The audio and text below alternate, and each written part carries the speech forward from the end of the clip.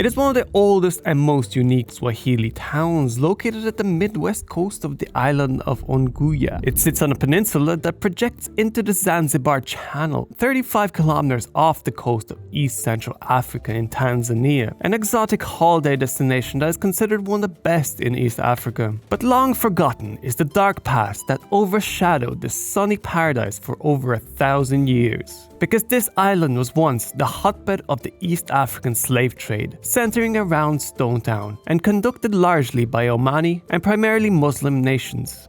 Slaves were sold as far away as India and even China. This trade later went on to become one of the driving elements of the Anglo-Zanzibar War of 1896, otherwise known as the shortest war in history, and the Zanzibari Revolution of 1964, where many heads of past slave owners were decapitated.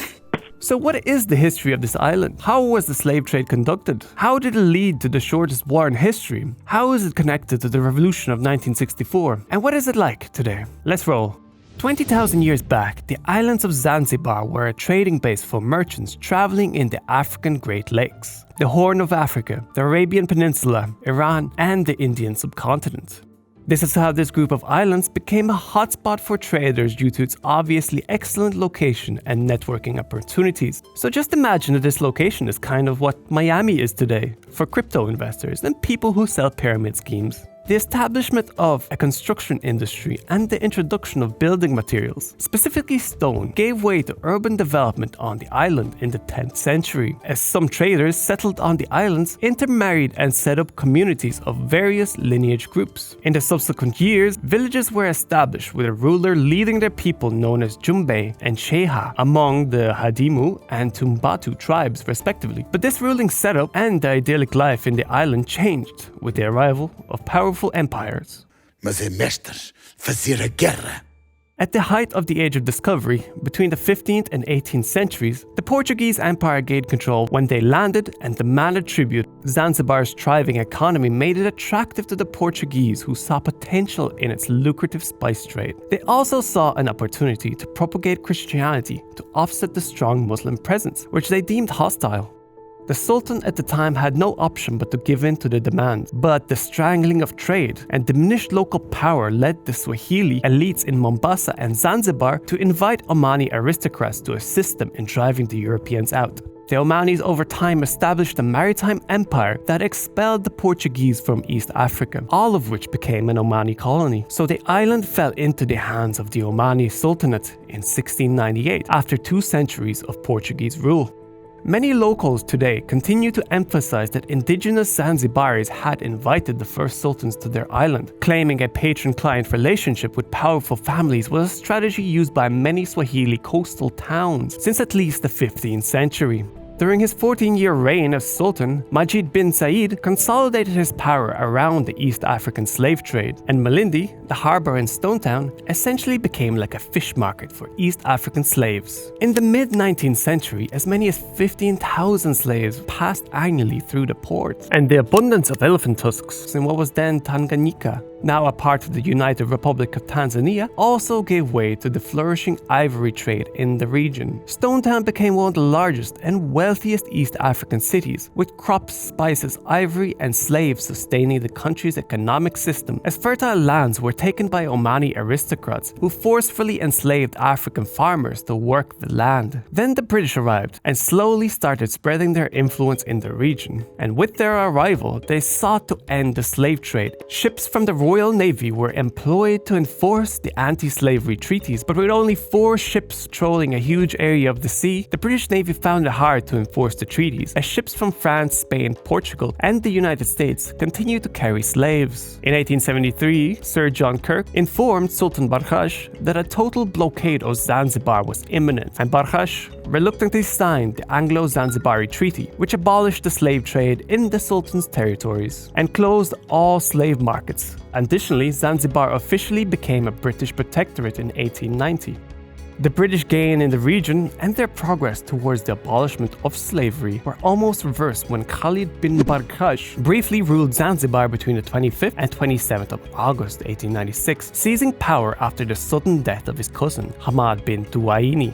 Great Britain refused to recognize his claim to the throne. The British Empire ruled Zanzibar through sultans which they nominated themselves, and these sultans generally needed to be aligned with British interests. And Khalid wasn't exactly what British interests had in mind. Additionally, the previous sultan only ruled for 3 years before he suddenly died, presumably poisoned by Khalid himself. This allegation became more plausible when Khalid took Hamad's seat in the palace and proclaimed himself the new sultan of Zanzibar without the approval of the British authority, and only within hours of Hamad's death.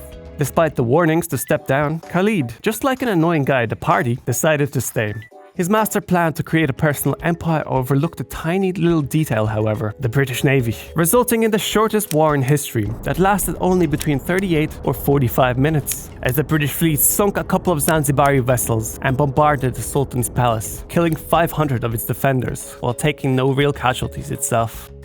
On the 10th of December 1963, the British protectorate that had existed over Zanzibar since 1890 was terminated. The United Kingdom did not grant Zanzibar independence because the UK never had sovereignty over Zanzibar. Rather, it ended the protectorate and made full self-government in Zanzibar possible. Zanzibar became a constitutional monarchy. However, just a month later, over 20,000 people were killed, and refugees, especially Arabs and Indians, had to escape the island. On the 12th of January 1964, the Sultan fled into exile, and he was replaced by the People's Republic of Zanzibar and Pemba, a socialist government led by the Afro-Shirazi Party. As a result of this violence, in April 1964, the republic merged with mainland Tanganyika, was soon renamed as the United Republic of Tanzania, within which Zanzibar remains an autonomous region today.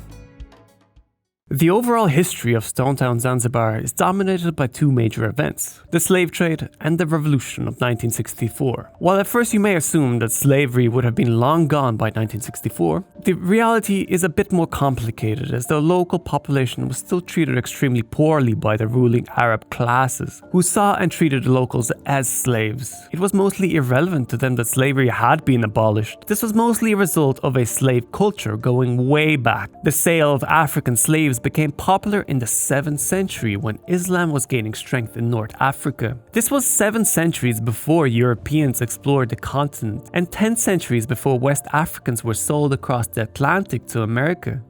Back then, Arab Muslims in North and East Africa sold captured Africans to the Middle East. There, they worked as field workers, teachers, or harem guards, which is why the castration of male slaves was common practice. Muslims, on the other hand, including African Muslims, were not allowed to be enslaved according to Islamic legal views. But it wasn't exactly like Islam brought the slave trade to Africa. Arab traders encountered already existing structures which facilitated the purchase of slaves, as the existing tribes in Central and Eastern Africa were already selling slaves of rival clans, and the local tribal aristocracy were very interested in profiting from the lucrative business, and they were essentially the ones who maintained the trade. Not all the slaves had been imported from East Africa either. Any crimes like theft or murder, adultery and witchcraft would be punishable by the sale of the culprit into slavery. Some slaves were also people unable to pay off their debt, especially college debt. Basically, slavery of one sort or another was a major part of culture of the island. It has been estimated that 17 million is the total number of people taken out from East Africa and sold between the 7th century and the 1920s. Many of these slaves were transported by the Indian Ocean and Red Sea. And while most people fixate on the transatlantic slave trade by Europeans into the New World, in reality the numbers involved in the East African slave trade were much greater, with the Atlantic slave trade having had exported between 12 and 12.8 million people. But we are not even talking about the slaves taken out from North Africa who were brought to the Middle East, for which I have no legitimate estimates. The slaves coming from outside of the island mostly came from locations like Mozambique, Zambia, Zimbabwe, and other countries surrounding the Zambezi River, or further from South Africa. To get to where they would be sold in Stone Town, they were forced into walking most of the journey. Many of the slaves died en route due to hunger, dehydration, and exhaustion. It was said that for every 4 slaves, only 1 survived the long journey. The slaves were taken to an open-air market in Stone Town called Makunazini, where they were auctioned and sold to their new owners. slaves if they passed the 3-day test in an underground chamber. The test entailed stripping the slaves naked, tying them to a tree in a square, and were repeatedly whipped with branches to test their strength and endurance. It was also a price determinant of sorts. Those who did not cry or scream during the test fetched a higher price in the market. Discipline was maintained by the free application of whips, fetters, stock manacles, chains in the Congo, and iron collar with a long beam. The domestic slaves on the island often had it much easier as they were raised by families they would serve, and as such they were much more integrated into society, mostly responsible for fulfilling household chores or as concubines. In fact, some of the slaves of the Sultan have been appointed to official positions. From 1820, Omani settlers began cultivating spices in Zanzibar. Large plantations quickly developed as slaves could be bought cheaply. These slaves living on plantations ended up making the majority of the slave population of the island. Many were captives of Tipu Tib, a notorious Arab slave trader and ivory merchant. Tib led huge expeditions, some 4,000 men strong, into the African interior, where chiefs sold him their villagers for next to nothing. These Tib used to caravan ivory back to Zanzibar, then sold them into the slave market for large profits. In time, Tib became one of the wealthiest men in Zanzibar, the owner of multiple plantations and about 10,000 slaves. That's almost as many slaves as the number of Fast and the Furious movies, though I would rather be castrated than watch one of those. It was not until 1876 that the sale of slaves was prohibited by Britain, but the practice and ownership of slaves remained legal in Zanzibar as Arab descendants remained the main dominant political class. Essentially, while trade was made illegal, the actual ownership of slaves was not addressed at all. After the super efficient Anglo-Zanzibar War in 1896, the British appointed ruler banned the slave trade and arranged to have the slaves freed from their owners. However, only a small population of the enslaved people attained their freedom. After going through a lengthy and difficult legal process, slave commerce sustained the economy, not just locally in Stone Town, but the whole Swahili coast. In other words, slave trade was like an institutional part of East Africa, deeply rooted within its culture and economy, and very, very hard to eliminate. So the conditions which had dominated Zanzibar for over 1,000 years were not changing that much, even going into the 20th century. The only remaining course of action left for the slaves on the island was rebellion or escape. There were multiple instances of uprisings in Zanzibar, Kenya, and around the Swahili coast. These revolts were often too small and isolated to create an impact, nothing more than a nuisance to law and order. Often these fugitive slave settlements were eliminated. Nevertheless, slaves found inspiration and encouragement from different entities such as the Church Mission Society, an organization that housed many fugitives. Another one was Sheikh Ahmad Simba, who established a fortified settlement in a dense jungle in Kenya, where former slaves lived independent of any sultan regimes. This group of slaves became notorious as they would raid and pillage coastal settlements, and numbered about 5,000 in 1867. For many years, runaway slaves endured a subjugated existence. They longed for a competent leader capable of organizing an effective rebellion and making a complete, real, and lasting change that would abolish slavery for good.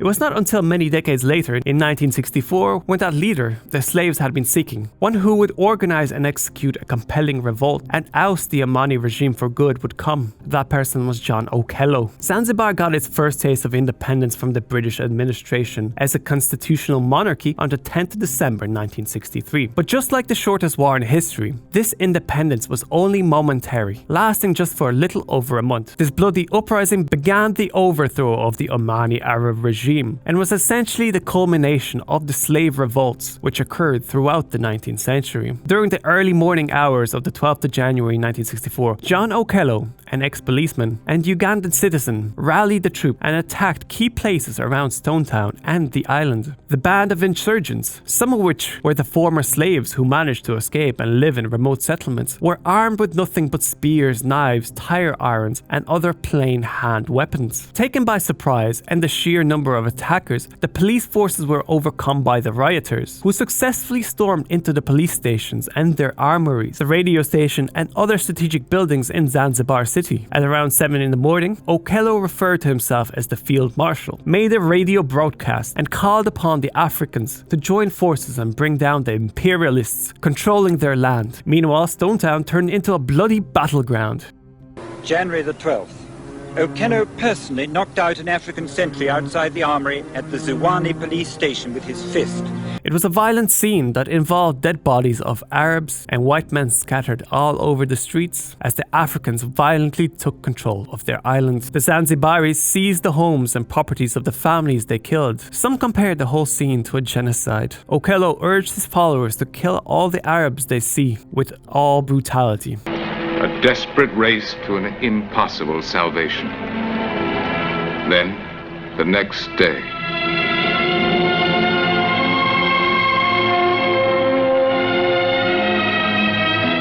They were viewed as imperialists who dominated their land and enslaved its people. Arabs were seen as the elite who controlled the Zanzibari politics and alienated its black citizens as ignorant and inferior and only fit for slavery. Although Okello had explicitly instructed that no Americans and Europeans should be killed and instead only take on the Arab and Asian population, many revolutionists did not heed his order. White people fled to safety, and so did few of the Arabs who managed to escape to Oman. The uprising resulted in the establishment of the People's Republic of Zanzibar and Pemba. People eventually accepted the new president, and life began returning to normal, with the new administration running the country. Soon, an announcement was made of the country's planned union with Tanganyika. The move turned out to be a success, as it had succeeded in balancing the power tree, resulting in a relatively stable government. Together with Pemba and some other smaller islands, Zanzibar joined with Tanganyika on the mainland, formed the United Republic of Tanzania. Dodoma became the capital in 1983, replacing the former capital of Dar es Salaam. The name Tanzania was formed by combining the elements of Tanganyika and Zanzibar.